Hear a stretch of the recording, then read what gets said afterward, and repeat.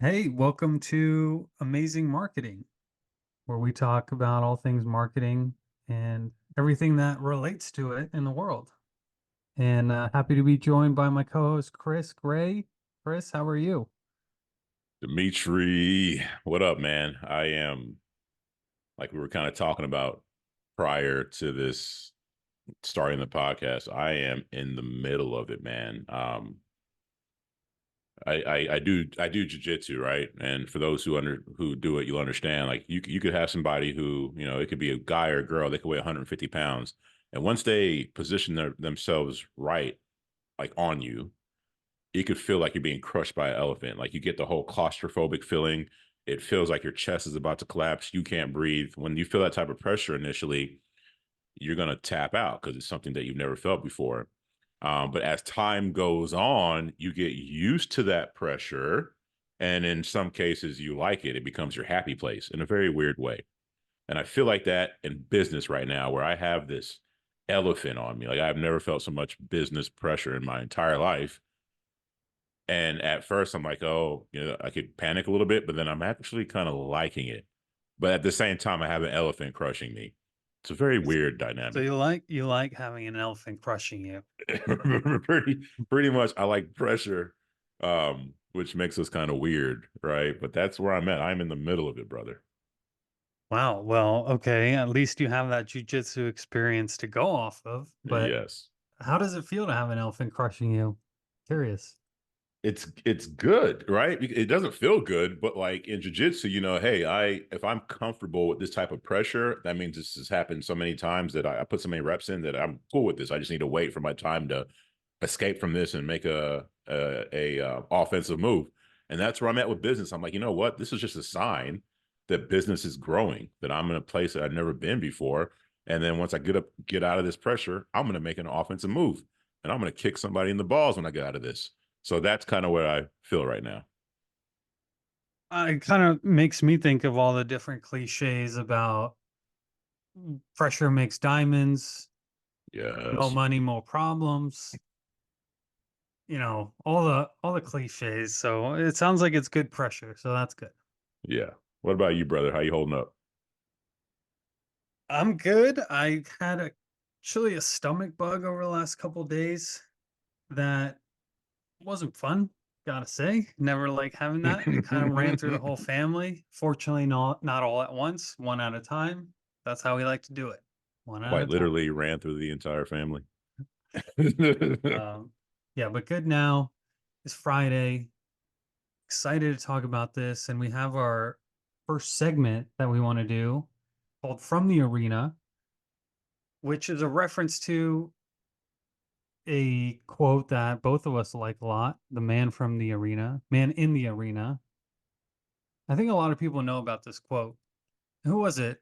Teddy Roosevelt who said it? I believe so. Well, Teddy Roosevelt's kind of interesting guy, right? He is like early 20th century cowboy president, kind of a badass. And he had this What's great quote, man in the arena. hmm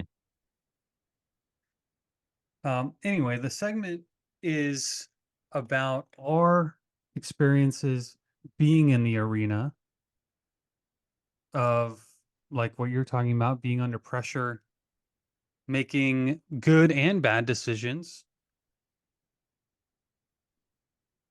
seeing how things play out over the course of time through business. And every now and then something really interesting or noteworthy happens. And yesterday something quite noteworthy happened to me, and I wanted to share that with you. Is that all right with you? of course I'm waiting. I'm anxiously waiting, sir. Well, I'm building the what is it, like a tactical pause now, set the drama.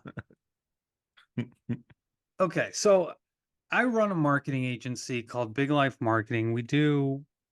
Let's just say we do online marketing anyway. We've had some clients with us for a long time. And this particular client we've had for 5 years. 5 years. We've had a great relationship with them. And there's a service that we do. One of the services is not really our bread and butter, but it's something that we do for them. And we've been doing it for the last 5 years. Has become less and less worth it to do. And I've always not liked doing it. I actually disliked doing this particular service. And the money didn't really make sense, but I did it because we've just been doing it, and that's just been the pricing. Okay. Now they want to add on to that service. And I said, well, it'll have to be more. I'll have to charge more for that. Obviously, like, okay.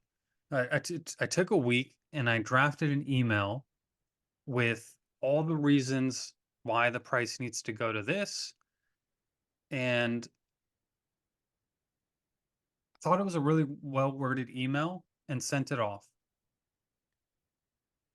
What happened was that they got really upset with that. They felt like the communication was not good. And again, we've been together for 5 years. We've had great communication. And sometimes we don't even communicate. There could be months where we never talk. And that to me is just is trust. We trust each other. Are you following me so far? Yes, sir. I am following. When they when they said no, or they didn't say no, when they didn't really respond to me the way that I expected them to respond, I got frustrated because I'm thinking, why aren't they going along with what I'm saying? I laid it out clearly in the email. And then I was just browsing Yahoo, just browsing yahoo.com, reading some completely pointless articles, and I stumbled across an article about the show Yellowstone. Have you heard of Yellowstone? Yes, sir. My in-laws are in the demographic who loves that type of movie or TV series. Well, so I'm reading about Yellowstone. Apparently, there's drama between the lead Kevin Costner and the show creator.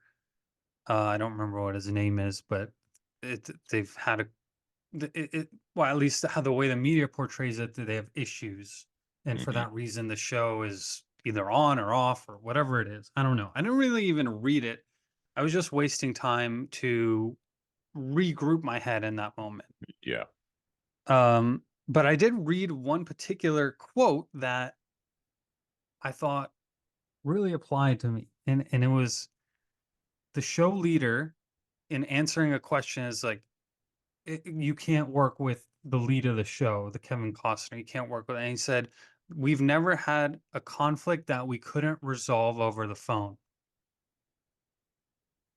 And Mm. I'm like, dang, why did I send them the email? Why? I should have just called them. They were pissed that I wasn't communicating like we always had been communicating. I never send them emails. All of a sudden, here's an email with a price increase. Of course, they were pissed. I couldn't see that. I didn't realize that. And so I called them. I called them right after I read this quote. And that's when I found out how pissed they really were.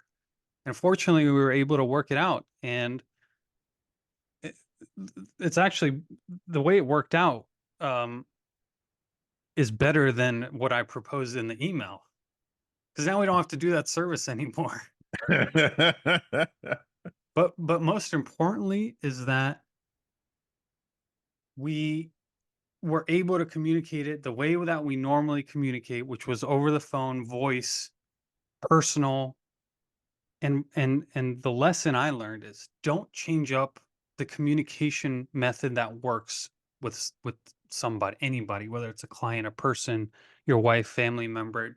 Don't don't surprise them, especially when you're bringing bad news like a price increase, with a different channel of communication. I'm curious to hear your thoughts about that. It's so funny. We're on the same page because I was writing a couple of notes here as you were talking. The thing that stood out to me when you were talking about the part where the client was upset with the communication, that was the very first thing you said, or one of the very first things you said. I wrote down the word communication with a question mark. So I'm wondering, um, were they upset about the communication of the service when you first initiated it, and there was like a expectation that wasn't set in that communication, or I didn't know what you meant by communication. I didn't know. So as the story progressed, And then you got into this part of communication, which was just picking up the phone and calling them. I was like, oh, it all makes sense. And I love what you said about the the lesson you got from it, but not only applying it to business within life, like you said, with its friends or your wife or so on and so forth. My wife is used to me um, coming to her, and even if my thought is not, if I have a fresh thought, I'll tell her, "Hey, this hasn't been. I'm a processor, so I need to like think about things before I talk about them." But either I'll say she'll bring something to me, and I'll say, "Hey, I need time to process it," and I'll come back and talk to her about it. Or if I have something that I need to get off my chest and it's not well thought out, I'll say, hey, baby, this thought has not been well thought out, but this is kind of what I'm feeling at this stage. Let me tell you what's up. Now, it sounds kind of silly, but if I was to like text my wife something after I processed or text her my thoughts on something or email it to her, which people don't, I guess some people might do that with their wives. I don't know. But my wife would not be really receptive to that. Why? Because we've always talked, right? Same thing with client. I have clients in business where I send them a lot of looms because sometimes we can't talk. Like I need to be able to make sure that you know exactly what I am saying, whether we talk on the phone or whether it's through a video. And then you're right. If I change it up, especially with something as significant as a price increase, especially if that price increase is significant, you can interpret tone through email, which we all know. You don't know what type of day that person's having. We don't know what voice they're hearing in their head as they're reading your email. Are they hearing that they are assuming that you're angry? They're assuming that you're being, we don't know. And so, of course, changing that communication style up can lead to what happened in this situation. Right. And this was kind of a double whammy because not only did I want to increase the price on the service that we were already doing, but I wanted to also then charge for the additional service that they wanted us to do. So it was a two Yeah. in one all at once in a different form of communication that we normally talk in. And it just it bombed. It completely bombed. And look, prices need to go up. A lot of times there's just no way around it, and you don't want to do it in many cases with clients that have been with you for a long time, and there's grandfathered into certain things. There's some services that we run for clients that have been with us for a long time that wouldn't make sense to charge today, but it's a good, I find it to be a good way of keeping clients. Obviously you don't, raising prices is going to put that into jeopardy, but Question. yeah. And I don't want to branch off too much because you and I will freaking branch and be, if this keeps going, we'll be talking about God and or something. Like, who knows like where this could go, right? With me and you. But I want to branch off really quick, not too far. Something you said that stood out to me was that when you got the email and you were frustrated or whatever it was, you kind of needed a mental break. And so you just went to Yahoo and started searching. And that's where you found the Yellowstone story. Um, that stood out to me because I was like, God, I do that. Like when I hit some kind of something happens and I need a mental break, or I get frustrated with something, or somebody a client calls me and the conversation doesn't go that great, I will go to like Facebook for a second, or I will go to Yahoo for a second. And then the question to me is like, sometimes I'll look up and it's been 20, 30 minutes of me doing that. And I'm like, I have all this work to do and I just wasted my time looking at some stupid reel, about somebody's ridiculous, whatever, something dumb, just completely dumb. So I find myself getting frustrated. Like it's like I did that to take a break, and then I get mad at myself because I did that to take a break. Does that ever happen to you? Yeah, actually, one of the one of my favorite people that I've worked with. She is the founder of the Life Coach School. She's this amazing life coach who teaches thousands and thousands of people to become a life coach. She has massive events, and I got to work with her very closely for a long time. I Awesome. even took her program, and she teaches that.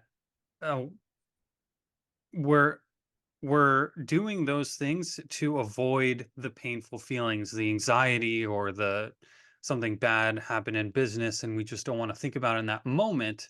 The problem is that we're going to have to think about it anyway. It's just pushing that thought back. So that's why you're mad at yourself. It's like you never fix the issue that you went to go fix. You're just masking it with uh, browsing social media or whatever.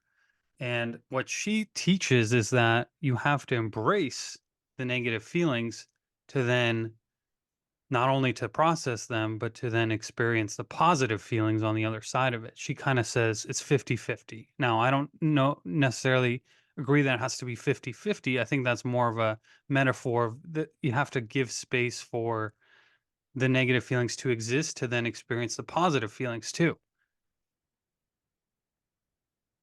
That makes so much sense because that browsing behavior, at least for me, where I go to Facebook or I go to Yahoo after I'm stressed or something, that same dynamic plays out with somebody who might, and I've done this before, I'm sure we all have done, where you stress eat a bunch of BS because of whatever. Some people do that with sex or whatever. You have some negative feeling, so you go rush to something else to make yourself feel better. And I guess from a business standpoint, that's my version of it is, oh, something stressful happened, or I'm too stressed out right now. Let me go stress eat in the version of 30 minutes in Facebook wasting my life. They do a good job of it, right? Oh, they're Facebook so is good. very addicting. So Instagram is good. very addicting. But yeah, man, it's tough. It's an addiction, just like anything else. A dopamine addiction, social media addiction. Just get the negative thoughts out, but those thoughts will never get processed. So you just have to keep going back to your crutch every time, whether it's food or social media or something else. Unless you fix your problem's not going anywhere. But man, I think that a lot of people are facing with that problem. Everyone's got an addiction. I know my personal addiction, especially since I got the iPhone a couple years ago. Now I can't put it down. Yeah. And now I've gotten the case where it closes over the screen, try to limit the notifications that pop up and my temptation, but something that is a really easy way to push those that anxiety off.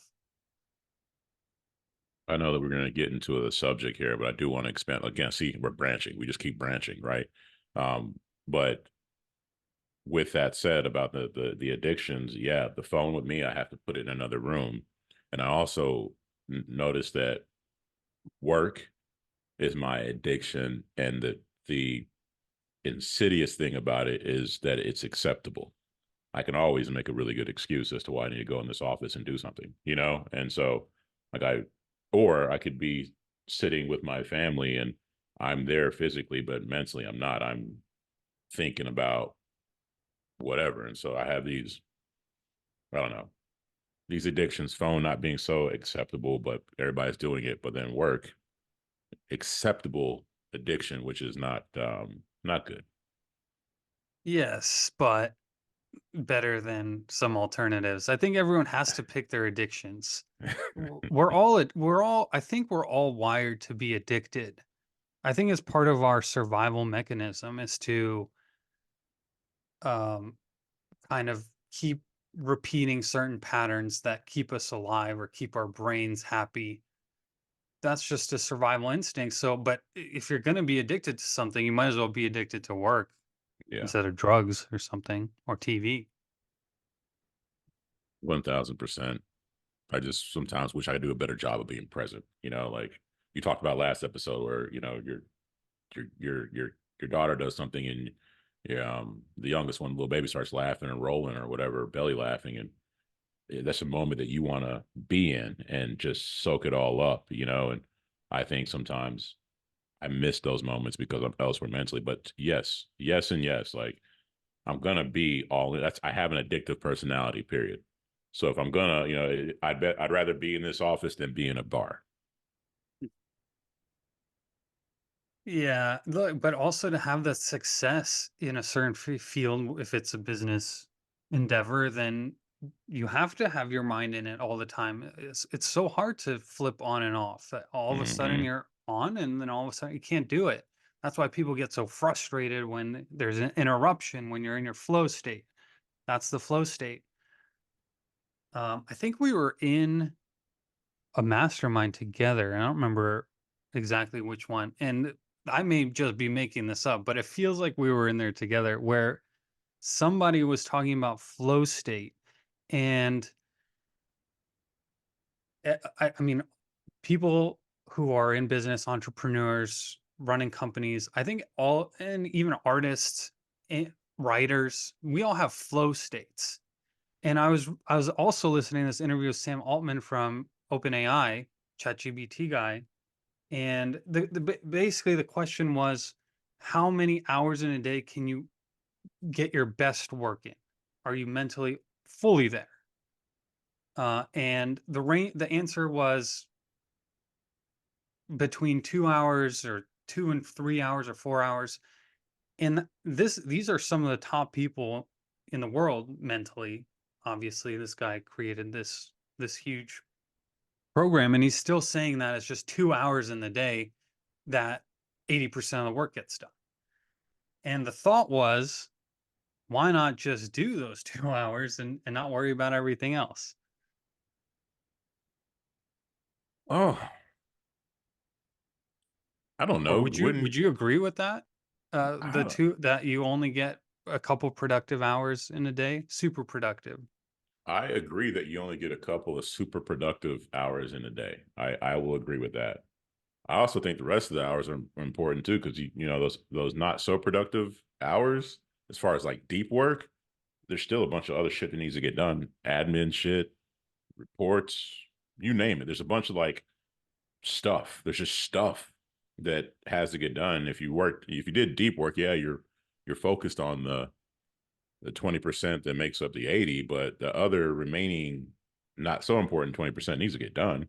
And then also too, I probably get restless if I just work 2 hours and then just I don't know if I could do it. Like I don't know, I really don't know if I could do it. I would just again going back to the addiction. I'm like a fiend or something. I'd be over there scratching like I got to get back to work or you know what I mean. Like I don't think I'd be able to just relax. So that's my thought. Yeah, tough man with business, family, work ethic, productivity. There's so many variables to it, and looking forward to talking about this more. But for now, let's move to our main topic for today. With the Super Bowl coming up, we have uh, because we are amazing marketing. We want to talk about some of the commercials that you're going to be seeing during the Super Bowl. And I mean, the Super Bowl is called the Super Bowl. It's also the Super Bowl for video TV ads, right? Yep. Yeah, one of my favorite ones, I don't remember this last year, a couple years ago, but it was a crypto exchange that all they did was a floating QR code for 30 seconds. Did you see that one? I remember that. I thought that was neat. I don't know if it was successful or profitable. All these commercials were so expensive.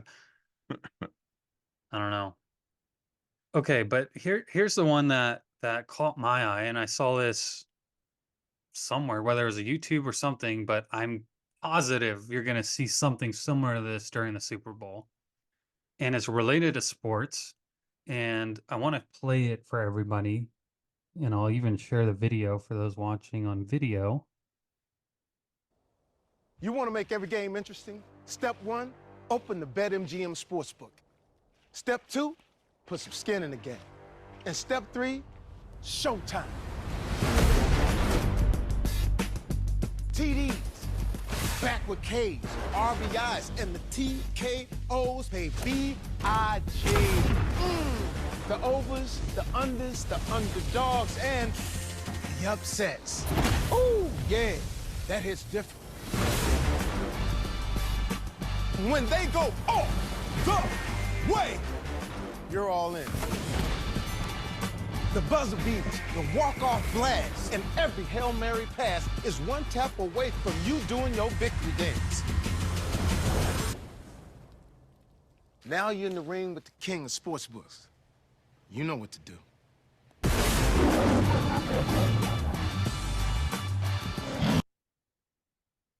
So there it is.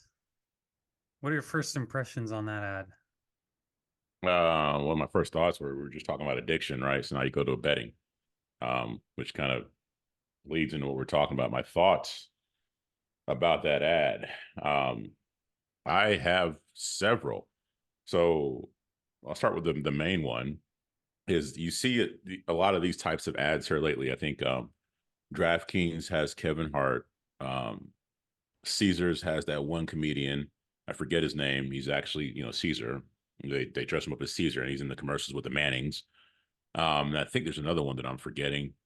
But these commercials all have black leads, and I wonder why that is. I mean, you're the numbers guy, right? You're creative and numbers, and there's this is not by accident. I mean, these are betting companies, right? And they make a lot of money.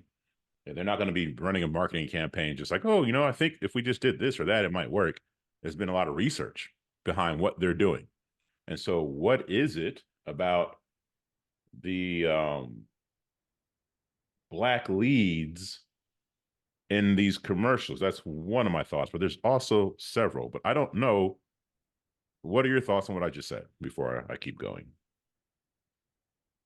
The black leads in the betting sports app commercials, why is it? Is it a coincidence, or is there some kind of marketing money reason, or is there an alternative reason for it?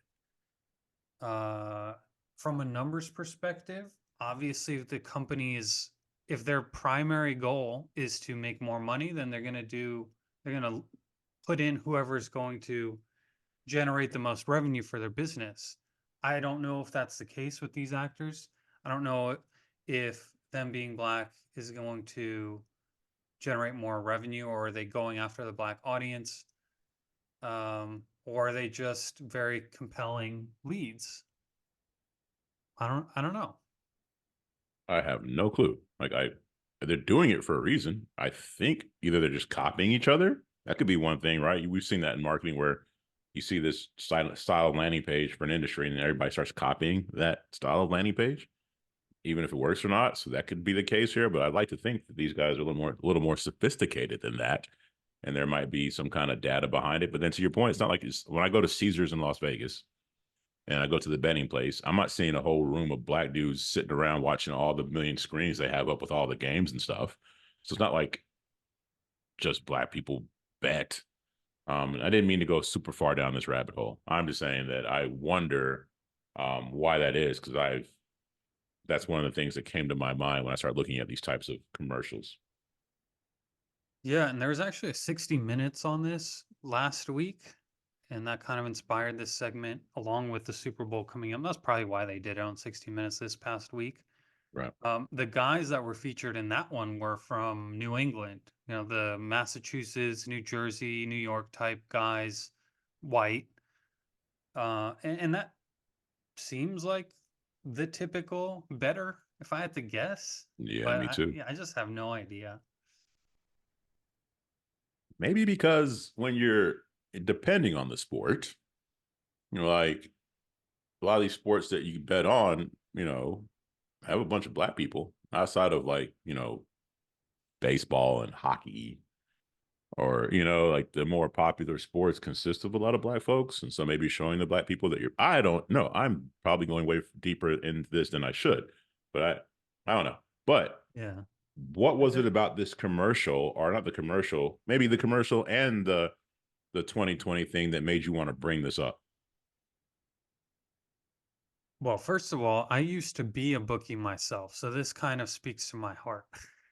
And bookie is such a funny word now. Like it's definitely got a negative connotation. I did it in high school, and it was just a fun thing to do that had to do with statistics and numbers and playing with my friends. Now, there's a whole story of how that ended, and effectively it ended with people not paying me, and I had a decision to make of whether or not to go and try to collect money, which, I wasn't really ready for that part of being a bookie, I gotta say. But look, it's numbers. You set a line. Every game has a line, meaning that there's a favorite. Let's say in football, you can be a 1 point favorite. And for the Super Bowl, the San Francisco 49ers are 2 point favorites over the Kansas City Chiefs. So if somebody bets the Kansas City Chiefs +2 and they happen to lose by 1, well, because you had the +2, you end up winning that bet. There's also a money line where you can bet someone outright. And so there's this math game happening. I was also a poker player in high school and I actually tried to go professional, and I would bet I would play some pretty high stakes back in high school. And so I was really into this type of stuff. I am not anymore. I can tell you about that in a second, but still, when I see stuff about it, still piques my curiosity, and I wanted to analyze this video with you, this commercial with you from a marketing perspective too. Well, then what are your thoughts? Because you asked me what were my thoughts when I saw it immediately. Then what were your thoughts when you saw this commercial? Okay, so I'm gonna play it again on my own screen and then just comment as it goes. So it starts with, you want to make every game interesting. And I just want to stop it right there because that's a whole hook of its own. And we know about hooks. We know about, and last time we talked about punching somebody in the face and calling out your audience. And this punches someone in the face, calls out their audience, which is, you watch sports, every game, but make every game interesting. And I thought there's a message that they don't actually mean to say, but they do. That generally speaking, the games are boring. Games are really boring. So you want to make it interesting. I want to come back to that, but let me keep playing this. And interrupt me if you have any comments too. Oh, I could go down the rabbit hole with that first one. So I'm going to let you flesh out your thoughts. Okay, let's keep going, then we'll come back to that beginning. Step 2, put some skin in the game. And step 3, showtime. Okay, and Jamie Foxx looks amazing. He's this larger than life character. So meaning if you bet, you become like Jamie Foxx. And here he's walking on water. He's shadow boxing, got all these athletes. The Bellagio fountains are going off. Underdogs, upsets, it's excitement.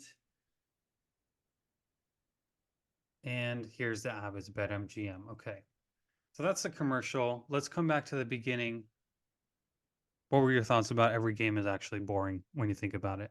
You're right, man. I mean, games are boring for the most part, unless it's like two high-powered teams and pick whatever sport, or two high-powered fighters in MMA or something. To me, generally, unless you're just a fan of the technical aspect of the sport, which your casual fan is not, most games are boring. Who in the hell wants to watch the Jets play the Cleveland Browns, right? Like that's a with Aaron Rodgers on the IR. Yeah, like nobody wants to watch that shit. But for me, if you're playing, so I have a league, a fantasy football league, which a lot of people do, and I've played in several other fantasy football leagues, but I care about this league in particular because it's the guys that I grew up with. These are guys I've known since I was like 12, and some guys I met in college, and just a circle of people that I've known for decades at this point. And in that league, obviously, we have a pool of money you're trying to win, and everybody wants to win. We have a WWE belt that everybody, you pass around to the winner, and you get to etch your name on it. And you want that. You want the belt. You want the money. But this is the big thing. It's not so much gain as much as it is the fear of loss in that league, because we have a shaming, which most leagues have. Copywriting 101. Yes, it is that you are avoiding pain in that league, and the pain of this league is the last person or the last place person is going to be humiliated, and usually some form of phallus is involved, like a popsicle penis or a straw that you're going to eat the popsicle thing, or you're going to drink out of the straw, which we can go down the rabbit hole with that. Why are a bunch of straight guys so obsessed with the penis eating stuff? So anyways, that's another topic. And then, so you have that. Or, and again, back to staying within the same lane, a couple years ago, it was a bikini. Again, stray guys putting the guy in a bikini. Why is this happening? That's a whole other subject. Who was in the Uh, bikini?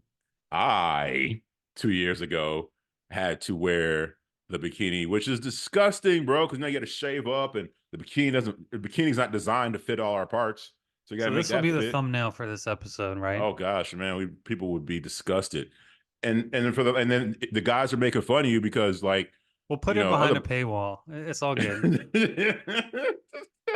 the, the guys keep making fun of me, or they're making fun of me because my ass is blacker than the rest of my body, which that doesn't even make sense to me, right? The parts that are hidden are blacker than the rest of my body. So you hear about like they rag on you. So you want to avoid that. So back to the point of what you're saying here, it does make the freaking Jets versus the Browns interesting because I might have a player on the Jets. I might have a player on the Browns. I don't care about the game. Could care less who wins.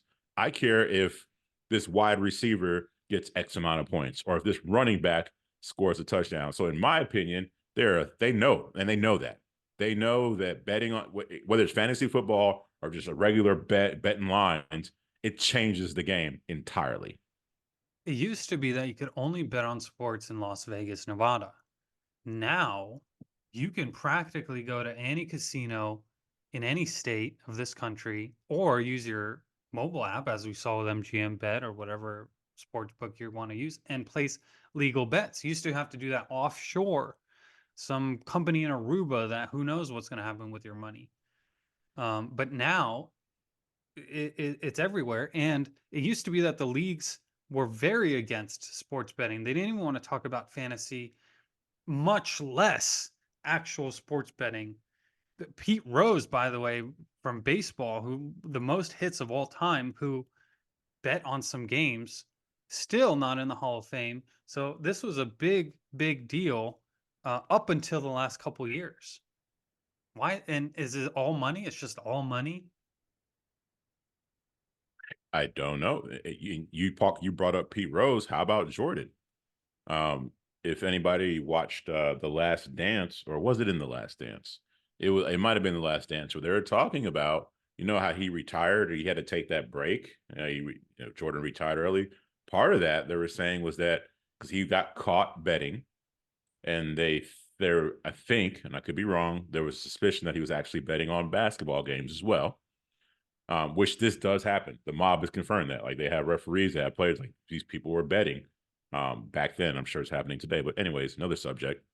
Jordan had to take a break because of that, and then they suspect that his dad might have been murdered as a result or in connection to something like this. So I don't know. I don't know why that is the case.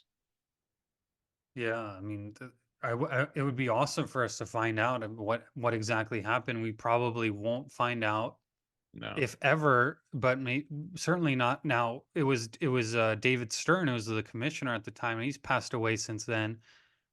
Jordan's still what, in his 50s or maybe early 60s. So a lot of times this information comes out way after the Yeah. fact, post mortem, and you actually find out what happened. But certainly would be curious why the biggest star in the world, after winning 3 championships and probably MVPs and whatever else, has to retire for a year and just take a break. Take a break. It's not a Yeah. suspension, you're taking a break. Yeah, okay. Well, so fantasy football makes the game, not really the game interesting, but the individual player statistics interesting. But okay, so this commercial that we're seeing, it already is reframing what's a boring experience. It's something that's not fun, that you have to put money on it to be fun. So, first of all, great hook, I think, because people like excitement. People want to watch sports and it be more exciting. Now the other question that is, why are people watching the sports in the first place if it's not exciting? That's a excellent question. Like I think that people would watch the sports.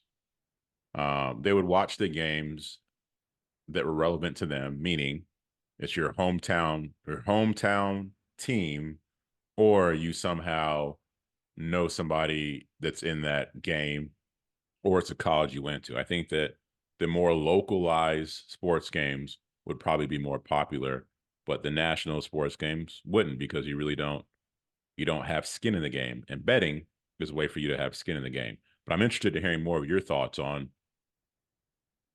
this. I think that going back to what we're talking about with addiction, picking your addictions, you just have to pick your addiction in this case too. So some people pick watching sports as their addiction, whether it's their college, their high school, their pro team, whatever excuse they want to make for watching it, it's still an addiction. But I also want to say that it is more complicated than that when it comes to male relationships. And I heard this somewhere, so I don't remember where, so I can't cite it. I'd love to cite it, but I can't. But what I heard was that men have trouble communicating with each other. Not like women. Women, they'll meet in a bathroom at a bar and become instant friends. No, tell each other their entire lives, become best friends by the time they walk out. Men will see each other in the bathroom at a bar and just nod, and that'd be the end of it at best. It'd be like nod and, oh, hey, what are you looking at me funny? And it's a fight. So we're completely different. We're wired differently, but we still need to communicate and we still need connection. And I think sports gives us an amazing opportunity to have an excuse to meet up and connect, and then actually talk about our problems, our wins, our losses. Mm. And the problem with these betting apps is now it's taking away the actual value of watching the sport, because it wasn't about the watching the sport, truly. It was just the excuse. But now that you have money on it, you don't have time to talk about the important stuff. I think you hit the nail on the head with something.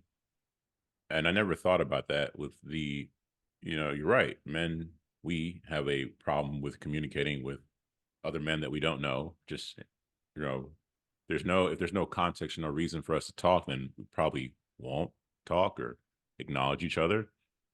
There's something primal about that. To your point, you were saying something earlier about it. This is we are wired this way for a reason.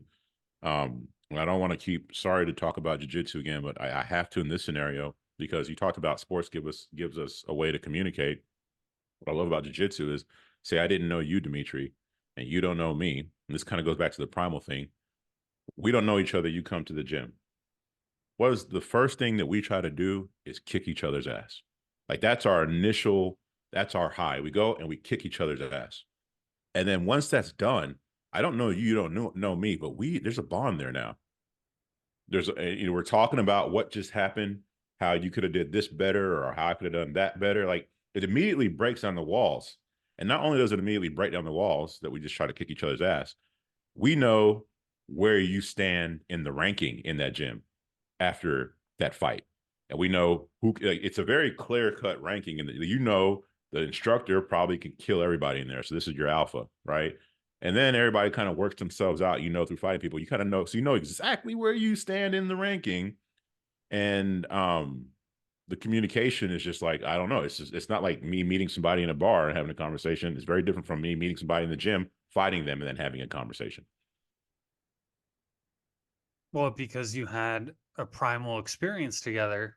Yes. So now every conversation weighs a lot more, and you don't have to, you've already broken down the barriers. You don't have to go through the small talk. You don't have to go on the date, so to speak, of hours and hours of small talk before you can get into something more serious, because you were in a physically and mentally challenging environment together. A lot of people who are in the army together are lifelong friends, or in professional sports teams.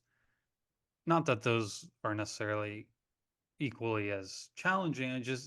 They're challenging in different ways. But when you're going through something difficult together, then you can bond. But you want to bond, right? Men, even men, we Yeah. still want to bond. We have to have an excuse for it. I think now, like talking through this, I'm kind of against the whole sports betting thing. I think it's a bad idea Why? because it's taking away from men's opportunity to bond. Now, now I'll tell you, like knowing from the statistics side of it, almost nobody makes money. We know that Vegas wasn't built on charity. Yeah. Nobody makes money doing this. And um there's a fee to place a bet. It's not just a 50-50 chance to win. There's a 10% what's called a VIG, or there's lots of names for it, but essentially 10% of the bet that you place, like $100, you have to pay an extra $10 just to place that bet. So even if you were to hit 50% of the time, you're going to lose 10% of your money. Actually, it comes out to 5% because when you do win, you don't pay the VIG. So okay, over time you're losing 5% of your money, which is about the same thing that casinos expect you to lose in blackjack, in slots, and everything. It's the same thing as any casino game. You will not make money betting on sports. You just won't. 1 to 2% of people will. They have a system. They're professional statisticians, quants, so forth. Maybe.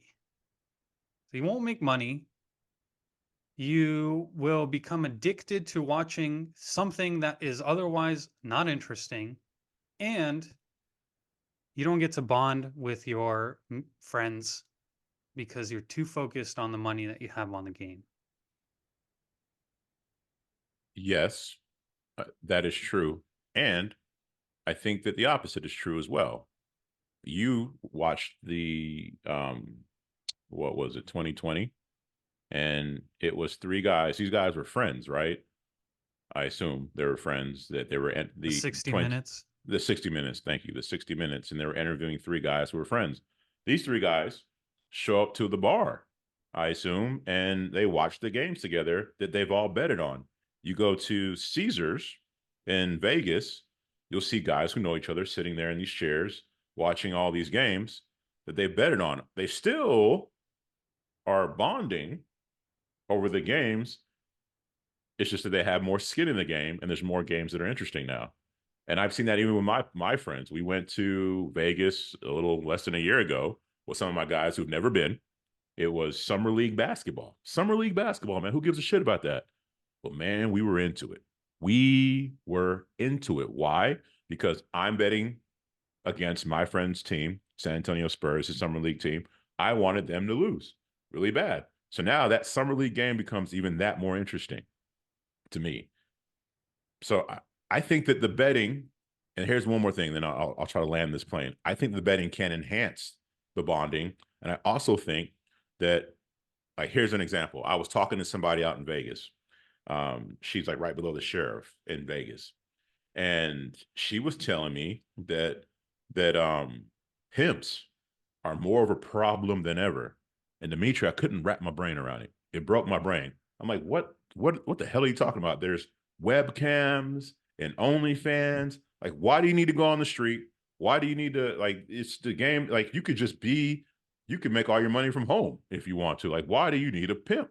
These OnlyFans girls have pimps. And I won't go, that's a whole nother podcast, right? What they were saying is that I'm missing the mentality of this person who's doing this. Like, she or he needs this for some reason. But the pimp game's more of a problem. So with the advent of technology and all that stuff, I thought that, I'm sure that some pimps are losing money because there's some people who don't need the pimp now, but also pimps are thriving. I think the same thing could be here with the advent of technology. We sometimes don't need to hang out as much because we can just bet on our phones, or we hang out and talk about what we just betted on, if that makes sense. I did not have pimps are thriving on this podcast bingo card, so thank you. Pimps are thriving. Yes, they are. Yeah, and okay, the mentality of people, sure, and I understand it. I mean, look, you're kind of saying what the commercial is saying. Just make it more interesting. We're already watching the game to make it more interesting. Have more skin in the game. Get more involved with each other, ragging on each other. Whoever loses, you get to make fun of them more because not only they lose, they lost money. But if you get creative, you can do it differently. You can go kart racing and bet on who's going to win, and just it doesn't even have to be a lot of money. I think a lot of this also has to do with trying to make trying to make or get rich quick, right? I mean, marketing, a lot of marketing, biz ops, they're about getting rich quick. And with sports betting, you can make money doing no work. I think that's part of this dream is you can get rich betting on sports because you know sports better than everyone else. You know that the Kansas City Chiefs are going to beat the 49ers. Of course they are. And they're the underdog. Oh man, that's free money. I got to bet. And then you lose. Oh man. Well, let me just try to get back to break even. And there you go. And now you're in the Vegas mindset. Just try and get back to break even. And I don't know. It's kind of dangerous. No, that's what I mean. That's what you hit the nail on the head. That's what gambling's all about, right? It's like the lottery tickets, right? You're gonna spend $1 and win 100 million or something. Like you're just gonna make money without doing much work. And you that's in lotto tickets, that's in sports betting, that you could see that when people are advertising on some kind of make money project, biz op or whatever, sit at the beach and just get $300,000 a month doing nothing. And nothing of value comes for free.